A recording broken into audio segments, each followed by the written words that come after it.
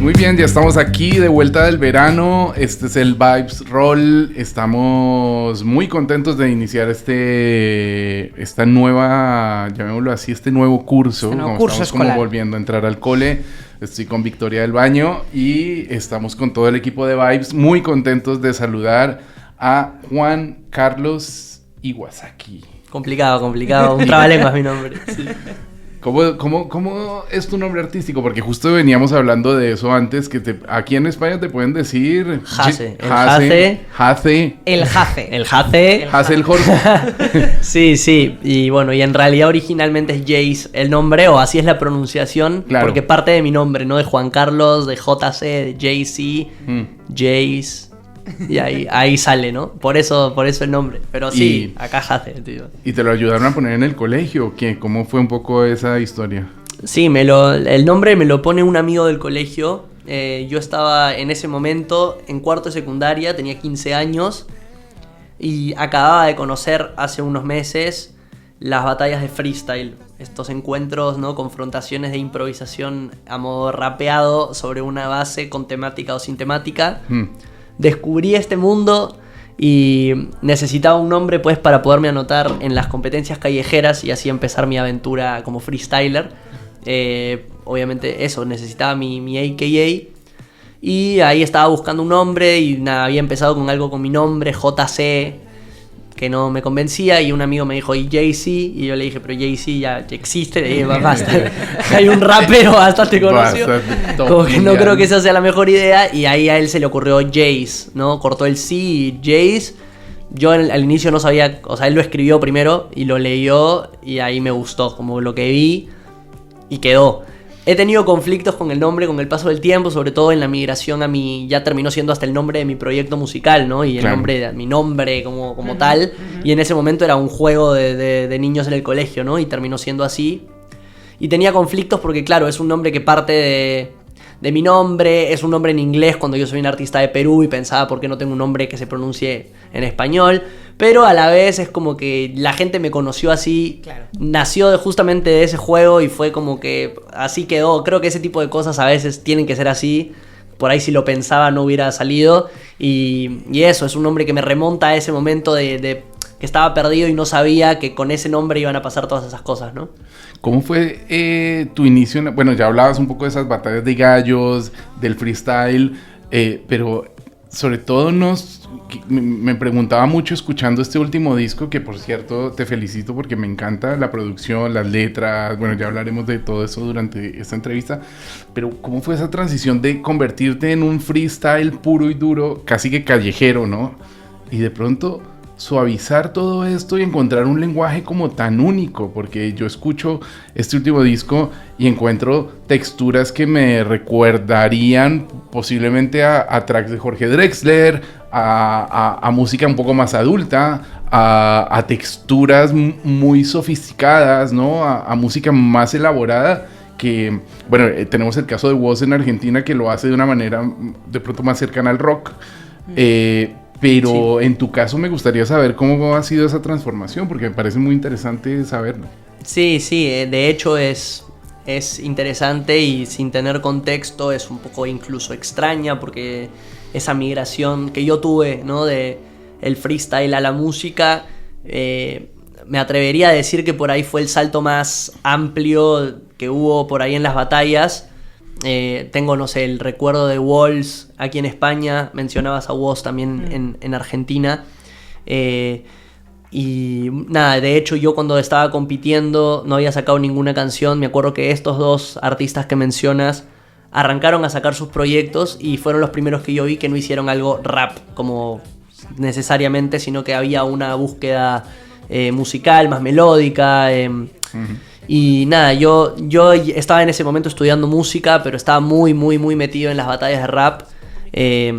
Pero nada, la explicación en realidad del cambio es que yo lo que siento es que más que un cambio, una transformación, que igual ha habido sin duda, este disco o este momento musical mío es más un reencuentro de mi evolución actual con mis raíces. Porque de hecho yo toda la vida escuché más que nada rock clásico. Los Beatles fue la banda que escuché de siempre. que me obsesioné a los 10, 11 años.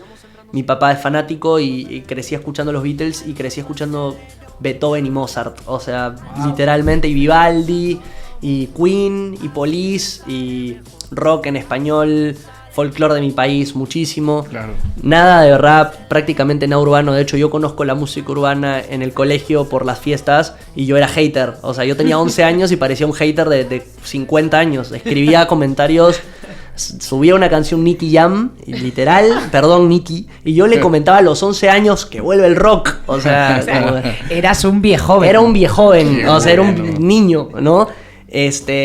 Y nada, el freestyle, de hecho, el conocer las batallas de freestyle, me gustó tanto la improvisación, lo que vi, la espontaneidad, la creatividad y la rítmica de lo que vi, que como que hizo que yo abra bastante mi espectro, mi concepción de la música. Yo en ese momento estaba en una banda de jazz, tocaba la batería, y componía con la guitarra. Igual yo, ahí haciendo un paréntesis, tengo padre músico, pero no es músico formado, él es profesor de música para niños y enseña con un método propio y aprendió todo lo que sabe de oído, pero tiene un oído Prodigioso, estratosférico, me imagino. prodigioso. Toca cualquier instrumento que le des y en realidad, o sea, y con la guitarra, que ya es un instrumento que, como digo, él lo aprendió todo de oreja. Nada, escucho una canción y la puede tocar a la primera sin fallas. Y eso que él hace y esa habilidad, talento que él tiene, fue algo que él desde muy niño me decía que yo tenía el mismo talento que él, ¿no? Entonces desde muy chiquito yo crecí tocando, acompañando cosas muy naturalmente, como que casi no lo calculaba o no me daba cuenta de que no era algo tan natural, y que era el natural por la facilidad que se nos da, ¿no? a mi padre y a mí, que le pude heredar eso. Ya eventualmente con el paso del tiempo yo empiezo a soñar en más grande, tengo ganas de estudiar música, ¿no? De aprender teoría que mi papá no sabía, y después de rogarles a mis padres me meten al conservatorio. Y en el conservatorio, que yo soñaba realmente con un espacio musical súper divertido, con chicos de mi edad, porque en mi colegio no tenía amigos músicos y era todo más perfilado a el sistema, ¿no? A ser administradores, a ser ingenieros, abogados. Y yo de hecho no conectaba con la narrativa, y siempre que hablaba de esto con profesores me iba más desilusionado con lo que me decían. Entonces yo quería el conservatorio y quería conocer, y entré al conservatorio y fue una desilusión más grande porque era... Toda la enseñanza no escuché ni una nota prácticamente, era todo, me hablaban de la música, de las reglas de la música, de la teoría. Todo me sirvió igual en parte, aunque la mayoría de cosas las entendí recién hace un par de años, hace un año, claro, que tocando o haciendo, grabando, era como, era esto, el círculo de no sé qué, era el modo no sé cuánto. O sea, que tú sabías tocar, perdona que te interrumpa, antes incluso de saber leer la partitura. Sin duda, sí. Wow. Yo de hecho tocaba en la banda sinfónica de mi colegio, y tocaba los timbales, tocaba la tarola, y sí, leía, o sea, sabía leer un poco, pero no leía de primera, me sacaba lo que tenía que tocar y de ahí lo tocaba de oído. Wow. O a veces yo me armaba algo, igual no eran tan estrictos con la lectura en el colegio de la banda de sinfónica del cole, pero de ahí para entrar a la universidad sí, para el conservatorio sí. Y nada, me encontré, se me cayó totalmente la ilusión de un niño de que soñaba con ir al conservatorio y pensaba que iban a estar todos chicos de mi edad y iba a armar una banda de rock y que a los 2 años iba a estar tocando en Wembley, más o menos. Y bueno, me cayó un poco ahí, se me cayó un poco ahí el mundo. En ese momento estaba un poco como metido en un ciclo tedioso de estudio de la música y de lo académico. Y ahí en el medio de todo eso es que yo conozco el freestyle, ¿no? Entonces... el freestyle a mí me abre, como te digo, me hace mucho más abierto musicalmente. Empiezo a escuchar rap, eventualmente trap, incluso reggaetón, música urbana. Primero como que... y después poco a poco empecé a entender la búsqueda. Claro. Hay obviamente por ahí, en general, las canciones de reggaetón no es lo que más escucho, porque también es como que me gustan mucho las letras y también a veces la producción no es lo que más me encanta. Pero ya hay canciones de reggaetón que me gustan mucho, canciones de reggaetón que me parecen muy bien producidas, la melodía me parece genial, la letra pocas veces me parece increíble, pero medio que también un tema de reggaetón hablando de lo lindo que es el sol, por ahí en la fiesta la gente no quiere escuchar eso, ¿no? Claro. Entonces creo que hay música eso para cada cosa, Y el freestyle indirectamente eso, como que me hizo ver un poco más todo. Y ya a este punto, para este disco, es como que hay toda una evolución con respecto al freestyle, la lírica, el rapeo, que se encuentra con todo este crecimiento musical melódico, alejado del rapeo, del fraseo de esa forma. Y es por eso que siento que conviven ambos mundos, ¿no? Hoy en día en mi música, este disco que hice lo grabé todo en Argentina, todos los instrumentos tocados, grabados con mucho cuidado, con mucho tiempo. Es mi disco más Beatle, también siento que es como el más melódico, él tiene las canciones más Beatle, digamos, de mi discografía hasta ahora, es como el disco más Beatle y por eso también creo que es el que más me gusta, ¿no? Qué interesante aproximación y sobre todo el tema de los Beatles que realmente cómo meterle freestyle no sé, a los acordes de In My Life o de I'm Only Sleeping, ¿no? Y lo has hecho a tu manera. De hecho, una canción como Las Consecuencias justamente retrata un poco esa situación, ¿no? De cómo si John Lennon y Paul McCartney fueran marcianos y aterrizaran en 2025 en Buenos Aires y se soltaran contigo a tocar, ¿no? Es hablemos un poco, por ejemplo, a mí Las Consecuencias me gustó muchísimo, es una de mis favoritas del disco. Luego hay otras, de hecho, Vino y Tiempo es me mi favo, recuerda es mi favo. un poquito, por eso te decía lo de Drexler, esa me suena un poco. Sí, este es un tema y en general este es un disco que tiene elementos bastante Jorge, o sea, yo soy muy fan de Drexler y sabes que yo lo conocí porque me dijeron que cantaba parecido. Y ahí yo empecé a escucharlo. A ver, yo en ese momento había sacado 3 temas, había sacado uno que se llama Pinta Nomá. Y me acuerdo que ahí me dijeron como que era con los comentarios de Instagram, de YouTube, algunos compañeros me decían, oye, tiene algo de Jorge. Y yo ahí me metí a escucharlo y no lo podía creer, como que no podía creer que no lo había escuchado nunca. Y me metí a full a escucharlo, me enamoré de su música. Y para hacer este disco, de hecho, fue, o sea, conscientemente habían ciertas cosas que sentía como que en el mismo universo, ¿no? De hecho, Echo, el disco de él, de Jorge, que salió en 2005, sí. Salió 20 años antes de este, y yo siento que este es un disco que se abraza con ese disco, como de alguna manera, ¿no? Ese disco me encanta, y siento que hay ciertas cosas de este disco que conviven, como que son del mismo universo melódico, del sonido, de la textura del sonido también. Sin duda ha sido como fundamental escucharlo y aprender de él para... Ahí queda eso, el recadito para Jorge Drexler, que le haremos llegar, por supuesto. Seguramente, sí. Sí, él lo sabe, el año pasado lo pude conocer y varias cosas se las pude decir en persona, que fue muy, muy gratificante podérselo expresar también. Volvamos a lo de Las Consecuencias. ¿Cómo hiciste la letra? ¿Cómo hiciste la melodía? ¿Cómo empezaste a sacar las frases que van apareciendo una detrás de otra, que se van convirtiendo en consecuencias de las propias consecuencias, ¿no? Las Consecuencias es mi canción favorita de este disco. Es la segunda canción que yo grabé de este disco. De hecho, fue un single. Antes de yo saber que estaba haciendo un disco, mira. Yo grabé 2 canciones: No le mienta a mamá y Las Consecuencias. En las semillas. Esas fueron las semillas del disco. Yo vivía en Perú y yo viajaba a Argentina a grabar estas 2 canciones porque las quería grabar en un estudio específico, con un productor específicamente. ¿Qué era? ¿Qué estudio y qué productor? Estudio El Mar y el productor Nicolás Betech. Ajá. Grabo estas 2 canciones con él y me doy cuenta de que había encontrado un sonido, ¿no? Y ese fue como el concepto al principio del álbum, o el hilo conductor. No había como un concepto, no había nada más que 2 canciones que marcaban algo importante, que era como que yo lo sentía pero no sabía qué onda. Y ahí yo decido mudarme a Argentina. Esto es 2022, saqué Las Consecuencias, No le mienta a mamá, canciones que fueron muy importantes, que a la gente les gustaron mucho, y yo dije, bueno, tengo que irme a Argentina y grabar. Yo tenía algunas canciones hechas, algunas por componer, y sentía que se venía algo especial, importante, y que tenía que mudarme a Argentina por varias otras razones también de crecimiento personal y intuición, y me mudo a Argentina. En el medio, que tenía tiempo entre la mudanza y eso, hice otro disco que salió que se llama Toy Locazo, que es mi segundo disco. Ese disco fue hecho muy rápido. No te respondí lo de Las Consecuencias todavía, pero importante todo el asunto. Y ahí me mudo y hago lo demás. Pero Las Consecuencias, dando ya con todo el contexto, es una canción muy importante Es la canción más rápida que se hizo del disco de composición. Casi todo el disco lo escribí. O sea, hacía una canción casi terminada y después de un tiempo retocaba cosas, cambiaba una cosa, agregaba una parte nueva. Casi siempre pasó eso. Y con Las Consecuencias fue la única que no. Las Consecuencias la escribí en el 2022 durante una pandemia del COVID. Y fue una canción que escribí muy rápido. O sea, acababa de tener una discusión, estaba mal, estaba triste.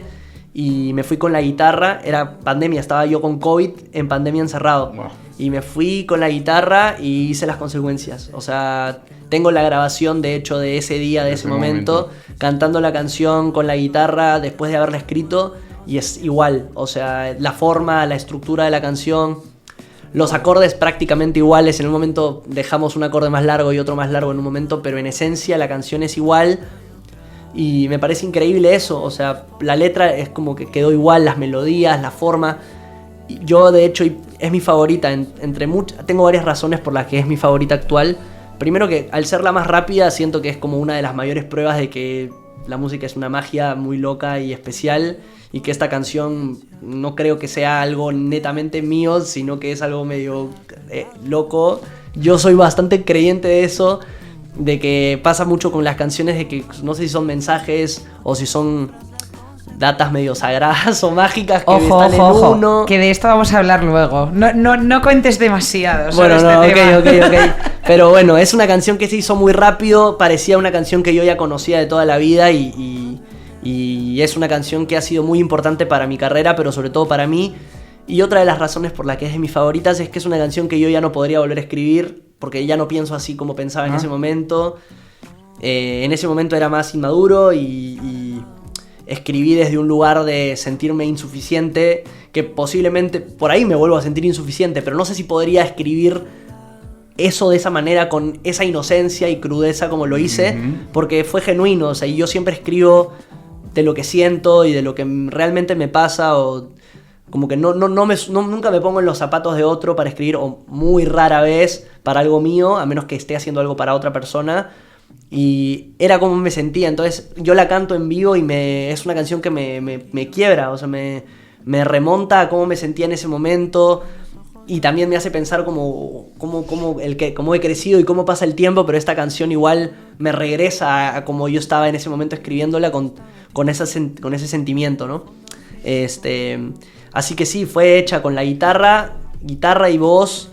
Hice toda no hice la música y luego la letra, fue como que la fui haciendo en simultáneo todo de inicio a final. Muy loco también eso. Qué interesante. Una cosa que acabas de decir que me pasó cuando la escuché por primera vez y cuando me dijeron, a mí me encanta estos episodios que estamos haciendo de Vibes and Roll, porque yo estoy acostumbrado a escuchar música vieja. O sea, yo ya soy viejo, te doblo la edad tranquilamente, estoy acostumbrado a los Gustavo Ceratis, a Charly García, a Terciopelados, de Bogotá. Charly también muy clave para mí en mi infancia, Sui Generis, escuché mucho. De hecho, perdón que te corté, pero a mí mis viejos no me enseñaron ni Serú Girán ni Charly, sino solo Sui Generis. Claro. Es como que me ponían música para niño. Y crecí con las melodías más niño del mundo y creo que también eso fue clave. Una cosa que acabas de decir es que, claro, yo la escuché y era como si ya la hubiera escuchado de antes, como si ya existiera esa canción. Y me pareció una cosa muy loca que me pasa, no sé, me pasó este año con el disco de Pulp, por ejemplo. Cuando escuché la nueva de Pulp, digo, joder, si esta canción ya existía, ¿no? O me ha pasado con New Order, pero que me pase con un artista joven de Latinoamérica me pareció muy raro y pues luego ya me metí en el disco y me pareció fabuloso. Antes de entrar a las otras vibes con Vic, quería preguntarte por los invitados, porque está por ahí Caloncho, Elsa del Mar, colombiana, y supongo que hay más gente por ahí que te ayudó con beats, con cosas, ¿no? En realidad no, o sea, yo en mi música nunca he hecho música sobre el beat de alguien más. Alucina, sí. Eso es interesante también. Sí, siempre compongo la música. Como primero, o sea, no necesariamente yo grabo todo lo que se escucha, pero armo la armonía y la melodía y el ritmo de los temas y ahí la letra. Una vez que está toda la forma de la canción, eso puede ser con la guitarra. Con la guitarra tú ya insinúas el ritmo, la armonía la tocas la melodía la cantas y la letra también, ¿no? Ya después eso se lleva a una producción, ¿no? Yo también participo en esa producción, como quiero la batería, como quiero el bajo, incluso puedo componer los arreglos de la banda también. De hecho, era algo que yo hacía hasta este último disco, que por primera vez dejé que otras personas hagan arreglos. Yo era muy cerrado, de hecho, con mi música. Sentía que mientras más hiciera yo, o si yo hacía todo, era más mío. Era como yo pensaba antes. Y fue algo que dejé de pensar justamente cuando empecé a conectar con este pensamiento de la música, de que la música no era mía en sí, sino que yo soy más una especie de canal. Entonces, ¿por qué me voy a aferrar tanto a hacerlo todo yo si ni siquiera es mío? O sea, me encanta esa metáfora. Sí. Muy loco, la metáfora pero del sí. artista como canal. Pero yo lo hacía de esa forma. Y en este disco, Elsa, Caloncho, Willy, los tres entraron en canciones que yo ya tenía compuestas, pero que les faltaba un espacio. Okay. O les faltaba como algo más. Y ellos le dieron eso y lo sobrepasaron, la rompieron los tres. ¿Y los elegiste así como a primeras o vino alguien y te dijo, ya no hablo de experimentos corporativos de discográfica, que eso es otro tema aparte, que hay discos enteros y manuales de cuaderno? Sí. Pero ¿querías trabajar con Caloncho? ¿Conocías a Elsa del Mar? O sea, Sí, las tres fueron, ni siquiera te puedo decir decisiones así. Bueno, con Caloncho y con Elsa sí me pasó que fueron... A ver, lo que pasa es que es medio complicado explicar, porque ninguna de las tres colaboraciones yo las pensé de principio, sino que se dieron las tres naturalmente. La primera fue Willy, de Cultura Profética, que de los tres, de hecho, era el que yo más admiraba y escuchaba desde chico, porque Cultura fue una de las bandas que yo conocí en la adolescencia. Yo casi siempre escuché la música que me ponían mis papás, sobre todo mi papá, y ya en el secundario empiezas a descubrir bandas, ¿no? Que las empiezas a hacer más tuyas, ¿no? Claro. Algo más propio. Y con Cultura Profética me pasó. Yo amé el reggae siempre, Bob Marley, UB40, Ziggy Marley, Los Cafres, pero Cultura no había escuchado mucho. Y empecé a escuchar y durante la adolescencia me volví fan. Y hace 2 años fui a ver a Cultura Profética un show con mis amigos, compré entrada para ir a verlos. Y cuando me estaba yendo ya del show, el show increíble, hablando, ¡ay, qué chévere estuvo el show! Uno de los de la productora me ve en el público y me mete al backstage y me lo presenta. Me hago amigo de él, empezamos a hablar por Instagram, nos empezamos a mandar canciones y en una de esas le mando una canción mía para que la escuche y él pensó que se la mandaba para que él grabe algo. Wow. Y yo le había mandado el máster y le dije, ay hermano, no puedo creerlo, este era el máster, pero hagamos algo. Tipo, yo ni me atreví a preguntarle para hacer algo, o sea, estaba hablando con él y ya. Y ahí fue que yo le mandé El Vino y el Tiempo, que tenía este espacio y cuando Willy viene a Argentina un tiempo después a tocar con su banda en el Movistar Arena con Cultura Profética, 2 días después viene al estudio y hacemos El Vino y el Tiempo juntos. O sea, así fue como se dio. Y con Caloncho fue muy parecido y con Elsa también. Fue como que nos conocimos un tiempo antes, nos hicimos amigos, nos empezamos a hablar y eventualmente a mí me pasó con ambos que tenía una canción del disco y ya habíamos hablado de hay que hacer algo juntos con Caloncho. Y revisé la lista y Pensé en Ti, una canción que no sabía si iba a ir al álbum, pero apenas pensé en Caloncho como parte del tema, dije este tema va sí o sí. Y salió y fue de hecho han pasado cosas muy importantes de este tema, lo escogieron como entre los 50 temas, entre los 50 mejores temas del año para Spotify, según los editores de Spotify, en todo el mundo. O sea, tipo en español habían 4 temas, estaba Rusowski de hecho de acá, estaba Catriel y Paco, un tema de Bad Bunny y mi tema con Caloncho. Increíble, increíble. Un tema que casi no iba a entrar al disco. O sea, estas son las cosas como que digo que pasan, o sea, pasan muy naturalmente y te termina sorprendiendo, ¿no? Muy loco. Entramos a las otras vibras, a las otras vibes con Vic del Baño, que te tiene algunos cuestionarios, juegos y variables. Bueno. A ver, por explicar un poco, Otras Vibes es un poco la sección en la que nos centramos más en la vida que en la obra del artista, entonces no te asustes por las preguntas, es una sección relajada, cómica, divertida, queremos conocerte mejor. Me parece bien. Ya le veo asustado. A ver, bueno, una de las preguntas que te iba a hacer, por empezar por algún sitio, como dice Jaime, a mí el disco me ha encantado, es un disco que me da la sensación desde la primera vez que lo escuché como si estuviera contigo en una habitación, viéndote por una cámara, en una habitación cerrada, como es algo muy intimista. Da igual las veces que lo escuche, ya lo he escuchado muchísimo tiempo preparando toda la gira con Vibes, pero me parece que transmitir esa sensación de intimismo es algo complicado hoy en día y a la vez lo haces súper fácil. Y te felicito muchísimo por ello. La primera pregunta que tengo es ¿qué sí es para tanto para Jace? Entiendo que el disco pues pretende un poco desenfadarse o intentar relativizar los problemas terrenales de la vida diaria. ¿Qué sí es para tanto para Jace? Buenísima pregunta. Bueno, mira, para tanto para mí es la salud. Uh-huh. La salud de mi familia, el bienestar de mi familia y la paz, estar en paz. Eso creo que sería lo que sí es para tanto, ¿no? Lo fundamental. Lo fundamental, sí. Uh-huh, uh-huh. Poder estar vivo, la salud y la paz. Y que no lo es, porque entiendo el disco como una declaración de intenciones. Bueno, igual, a ver, el disco por suerte no dice que no es para tanto, o tampoco te dice si es para tanto. Te plantea que quizá no lo es, ¿no? Podría ser. Entonces, dentro de todo, igual te permite decidir, ¿no? O optar por decir, quizá no es para tanto, pero quizás sí, así. Jay, vete a la mierda.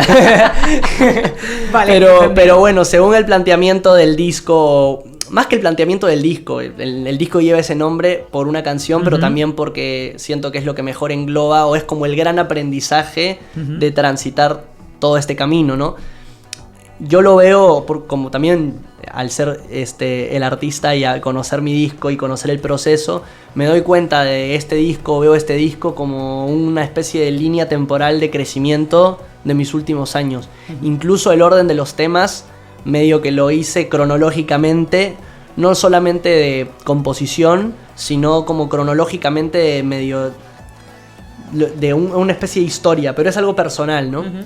Entonces, nada. Es un poco como una historia en la que entiendo, ¿no? O como yo entiendo el disco, en la que te vas dando cuenta, pues a lo mejor de que los problemas terrenales no son para tanto, volviendo un poco a la metáfora, quiero decir, como que entiendo que el proceso de madurez va muy ligado a relativizar la ansiedad, a darte cuenta de lo que es importante, ¿no? Así lo he entendido yo el disco. Sí, me parece que lo entendiste, a ver...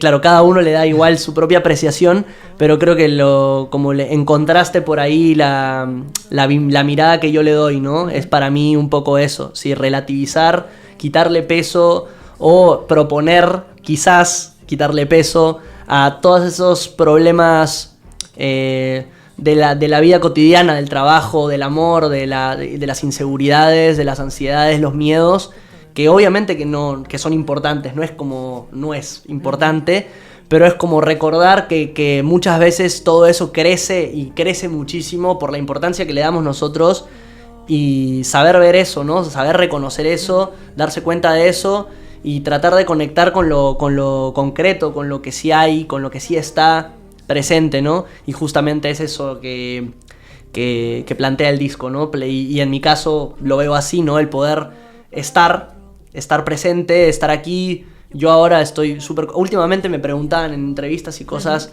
a qué apuntaba Jace o cuál era mi meta en la vida. Y yo casi siempre digo que estoy muy bien ahora. O sea, estoy disfrutando de vivir, haciendo música. Puedo pagarme las cuentas y vivir tranquilo en este momento. Obviamente uno aspira a seguir creciendo, claro, como artista, ¿no? Pero justo estoy en un momento en el que ya la gente me conoce, pero no lo suficiente como para no ser una persona normal y disfruto como este momento de mi carrera. Disfrútalo porque llegará y eso también es complicadito, ¿eh? O sea, gestionar la fama entiendo que es muy complicado. ¿Tú crees en los dones? Porque por lo que nos estás contando y por lo que yo había investigado un poco, tu padre claramente tiene un don, o sea, tú mismo nos has contado que él desarrolló un método propio para la enseñanza de música y que le permitió tocar muchos instrumentos. pero yo pienso que tú también, porque antes lo estábamos comentando y Juanca es muy modesto, pero he investigado un poco los datos. Me da la sensación que hasta oído absoluto debe tener o algo parecido. No, ahí como es que hablamos de Charly García. obtuvo la primera plaza cuando entró como baterista en la Escuela de Música de Pontificia de la Universidad Católica de Perú. Entró con la primera plaza como una especie de beca de excelencia. Tú eso lo has pasado por alto, pero por eso te hablaba de los dones. O sea, creo que hay gente como que ha nacido para hacer ciertas cosas y sin ninguna duda, tanto tu padre como tú tenéis un don en esa línea. No sé si estás de acuerdo. Sí, estoy de acuerdo. De hecho, bueno, a mí sí, siempre me ha costado hablar de mí y más hablar de mí como músico. Sobre todo porque, claro, en la música es lo que se me da bien, entonces tengo que hablar de algo en lo que soy bueno y me cuesta. Me da vergüenza, es normal. Me da un poco de vergüenza, pero realmente no debería costarme tanto porque es que es muy obvio que la música es mi camino, siempre lo ha sido, porque soy muy malo para todo lo demás y siempre he dicho eso. O sea, de hecho, si no fueras músico, ¿qué opciones tenemos sobre la mesa? Tengo una historia muy buena, de hecho, de un día de orientación vocacional en el colegio. Como les conté, yo estuve en un colegio muy tradicional, Perú, muy a la antigua, un colegio católico. Obviamente mis padres me dieron lo mejor que pudieron en ese momento, me tuvieron muy jóvenes y me pusieron en un colegio que era cercano a la casa, todo. Igual, bueno, a ver, un gran privilegio igual poder estudiar en un colegio, pero eso. Pero nada, en el colegio eso, yo tenía mucho como... Sentía que no había un apoyo real a lo que yo quería hacer. Era como que entendían, pero en ningún momento me comprendían realmente, ¿no? Pasa mucho con las profesiones, o mejor dicho, con las vocaciones creativas, ¿no? O sea, yo creo que a lo mejor hubiera pasado lo mismo con la escritura o con querer ser director de cine. Sí, o sea, pero por sabes mucho que exista una vocación real. Acá debe ser igual, o sea, depende del colegio y el entorno, porque depende también de eso, porque en una de esas en Perú también me ponían en un colegio distinto, con más apoyo al arte, y era distinto. Pero de hecho la historia es que ese día, un día de orientación vocacional, y básicamente mis amigos de la promoción, profesores, todos me decían que la música no era una opción viable en Perú, ¿no? Que no era viable y que mejor haga una carrera antes segura y después ya intente con la música, ¿no? Y de tanto que me lo dijeron, ya me lo venían diciendo, yo me lo creí y mi mamá me recogió ese día y me preguntó cómo estaba y le dije, bien, un poco desilusionado. ¿Por qué? Porque ya no voy a estudiar, ya no me voy a ser músico así nomás, o sea, voy a estudiar administración, algo de eso primero. Y mi mamá fue la que me dijo... De eso nada. Se rió. Se rió, literal. Tenía clarísimo que eso era no iba como, a pasar. Era muy obvio. Y mi mamá, por suerte, siempre tuvo una concepción de que yo tenía que estudiar o dedicarme a lo que yo quisiera, porque si no iba por detrás de mi sueño, mi pasión, como con el hambre que se me veía tener, probablemente no le iba a pasar bien, me dijo. Como que me dijo, tú pásala bien, y pasándola bien, haciéndolo con el amor que lo haces, se va a dar. Y gracias a ese consejo es que yo continué y... Qué importante es el apoyo de los padres, precisamente, pues esto, para cualquier podría ser rama, al revés, ¿no? Pero, que el colegio me apoye con la música y que mis padres no. También pudo bueno, pues ser al revés. Claro, tuve mucha tremenda suerte. Me viene súper bien esta pregunta porque también otra de mis canciones favoritas del disco es No le mientas a mamá, y me encanta la canción, o sea, me parece un poema, o sea, me parece que la letra es todo un poema, precisamente un poco en la línea de lo que hablábamos antes de... Pues eso, de madurar, de crecer, de quitarte las ansiedades de encima o los complejos de encima. Pero bueno, yo voy a la pregunta fácil. ¿Tú eras un adolescente que le mentía a su madre, sí o no? Que salga la verdad. No. ¿Eras un buen chico? Era un buen chico. A ver, alguna mentiría tiré, sobre todo en la época en la que yo competía en las batallas de rap, porque mi mamá... no era sobreprotectora, sí era un poco sobreprotectora, y yo me iba a rapear a los barrios, me metía por todos lados porque yo quería competir y el máximo nivel estaba en los barrios. Entonces me iba solo, súper inocente, sin preguntarle a mi madre. Por la noche, sí, ya volveré. O sea, o me iba a la universidad y en vez de ir a clases me iba a competir, ¿no? Mi mamá igual nunca fue tan, sí no fue muy estricta de perseguirme, de como, ¿dónde estás? Mándame ubicación. Cero. Vale. O sea, en ese sentido confiaba. Muy bien. Mal ahí. Entiendo que tenía motivos para confiar, sí, ¿no? Sí, pero ella igual era consciente. O sea, sí, mi mamá como que siempre tuvo una confianza más allá de lo que estaba haciendo, como que por ahí no sabía lo que estaba haciendo, pero confiaba en lo que estaba haciendo. Y ya cuando entendió que estaba compitiendo, poco a poco fue ir entendiendo. También mi mamá de hecho, o sea, no es música, mi mamá es coach, es como psicóloga, también tiene un método propio. Y con mi mamá creo que en todo el mundo y todo el universo de mi madre se refleja más en las letras. Como que en la música está mi padre y en las letras está mi madre. Qué bueno, ¿no? Esto, como este árbol genealógico en todo lo que haces. Y, hombre, desde luego también sois una familia muy prolífica, porque, jope, que tus dos padres tengan un método propio para ejercer lo suyo, me parece. Sí. Desde luego lo de Jace tenía que pasar, porque voy un poco a lo que hablábamos antes de... Me parece un poco como místico, como predestinado, porque he leído... Tengo dos ideas con respecto a esto. He leído que... Tú no eres mucho de sentarte a componer, ¿no? Como nos decías antes, que las ideas vienen a tu cabeza, te aparecen un poco como... Pues lo que se habla siempre de las musas, de la inspiración y las musas. O sea, me interesa mucho como... Por ejemplo, estás sacando la basura y se te ocurre una melodía. Puede pasar. A ver, sí, podría pasar. O sea, me puede pasar eso como que tenga el día libre con la guitarra en la mano y no se me caiga una idea. Claro. O sea... Es literal eso. De hecho, muchas veces siempre me alegro cuando me viene una idea y tengo la guitarra, porque así ya puedo ponerle armonía y ritmo, pero sobre todo armonía. Igual le pongo la armonía. Tengo unos audios muy buenos. Ya si quieren hacer el ejercicio nos ponemos a revisar, porque tengo las primeras ideas de todas las canciones que he sacado. Desde, o sea, no le mienta mamá, puede ser tipo... Tum, yeah, tum, ram, tum, tum. La batería es esto, los acordes son la menor, mi menor 7, fa de nuevo, y así. Tengo audios como describiendo la música, porque medio que la voy escuchando. Cada línea de instrumentos, o sea, viene a tu cabeza y tú eres capaz de montarlo todo. Claro, y ahora eso, de ponerle las notas diciéndoselo, yo no lo podía hacer así hace 3 años. Pero no porque no lo supiera, sino porque no sabía ponerle nombre a las notas. Porque no entendía todas las clases que tuve en la universidad. Claro. No lo podía relacionar. Era como que lo entendía de sonido. Siempre pude tocar canciones de oído, pero no sabía cómo se llamaba lo que estaba haciendo. ¿Nunca se te ocurrió algo más rústico? Es que me estoy acordando de un clásico del rock pop español que se llama Carlos Tarque, muy buen cantante. Buenísimo. Que no sabe nada de componer, no sabe ni una nota. Entonces agarra me contaba que agarraba las voice note y iba cantando el riff.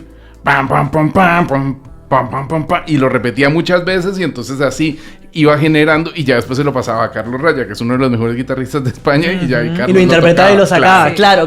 Buenísimo grupo, M-Clan, te lo recomiendo. Yo me grabo así, o sea, grabando el riff, tengo audios muy graciosos que parezco un loquito y a veces me desespero porque tengo muchas cosas a la vez y me empieza a caer toda la data. Y acá sí, tengo audios muy graciosos, pero sí, entonces es como...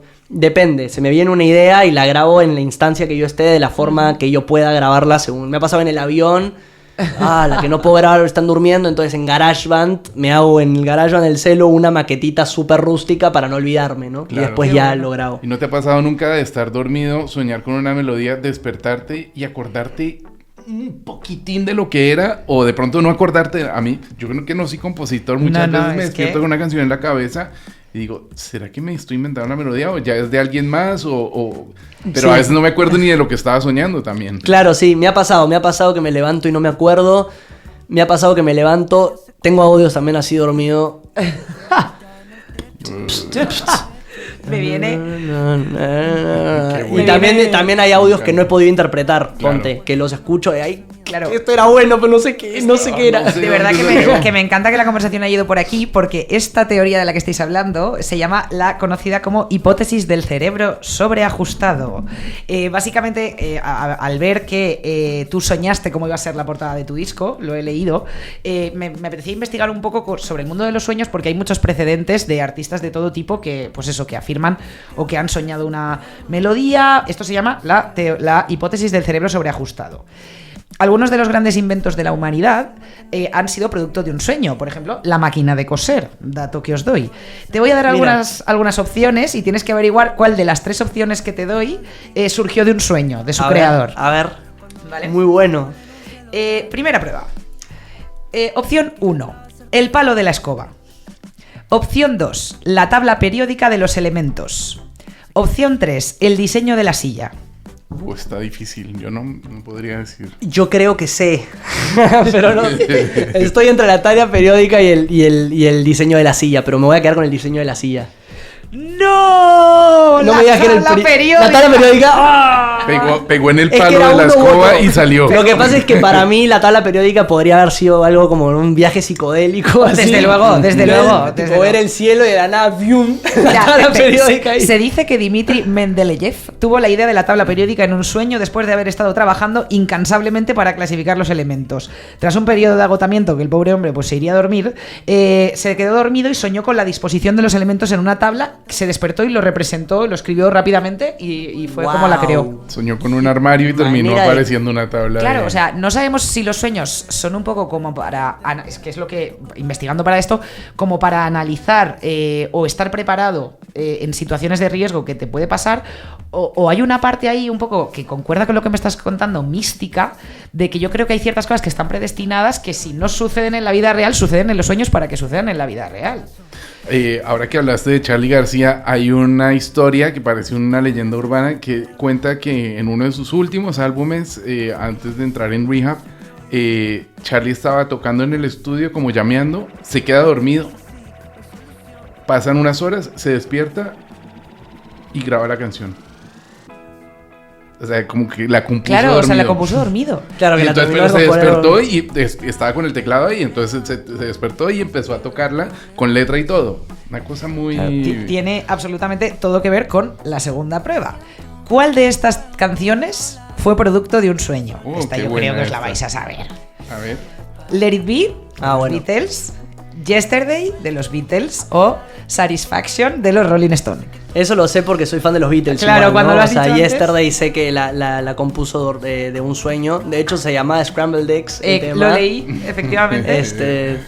Increíble. McCartney, Sí, qué cuando maravilla. McCartney con todo eso dije, dale, hermano. O sea, ya, a mí también me ha pasado, pues un tema de dormir, pero Yesterday, dale. No, no. Otra Es que- mierda. ¿Cuál creéis que es? ¿Cuál creéis que es? Que es Yesterday. Todas son correctas. Ah, todas. Estos tres temas, tanto Let It Be como Yesterday como Satisfaction, O sea que son el producto riff de Pero esa- Let It Be, no sé si la compuso, sino que es parte del sueño que tuvo con su madre. Con su Este, madre le decía como Let It Be, y él se Oye, despertó estoy y pensando Claro, creó. más- parte de un sueño. Lo de Yesterday es que él se levantó y tenía. No, no, este no es el Let It no, Be. Pero Na, na, na, tenía toda la melodía. Es increíble que esa canción sea. Y luego lo que estoy es flipando con Keith Richards. Sí, Porque justo. Satisfaction, Soñó la melodía, soñó Soñó la eso. melodía. Imagínate. Es increíble, es increíble. Brutal. Me O sea parece que brutal. nos ha quedado un final precioso, No, ni hecho increíble. postal, estupendo. Qué locura. Increíble. QNEPT. ¿No? Quizá no es para tanto. Yo creo que esta entrevista sí es para tanto. Gracias, Juan, por tu tiempo. Esperamos que te vaya muy bien, que lo disfrutes muchísimo de estos shows que están casi todos vendidos, además. Madrid está agotado y seguramente Barcelona se va a agotar en las próximas horas, así que para cuando se publique esta entrevista podemos decir que la primera vez de Jace en España con banda, tremendo sold out y enhorabuena por eso. Voy a celebrar mi cumpleaños en tu concierto y llevaré a mi hijo de 9 Oh. años. O sea que es una gran responsabilidad. Que cumple 10 pronto también. Espectacular. Qué alegría eso. Gracias por tenerme, la pasé increíble conversando, podría haber seguido hablando. Gracias a ti. Y que vengan muchos más ¿Con episodios. qué canción cerramos este episodio? De estas 11 de Quizá no es para tanto, ¿cuál quieres elegir para cerrar? La primera, Caminar al revés. Muy Vamos bien. ahí a caminar de revés. Pienso cada vez que me levanto, cosas que me ponen tenso y quizás no es para tanto.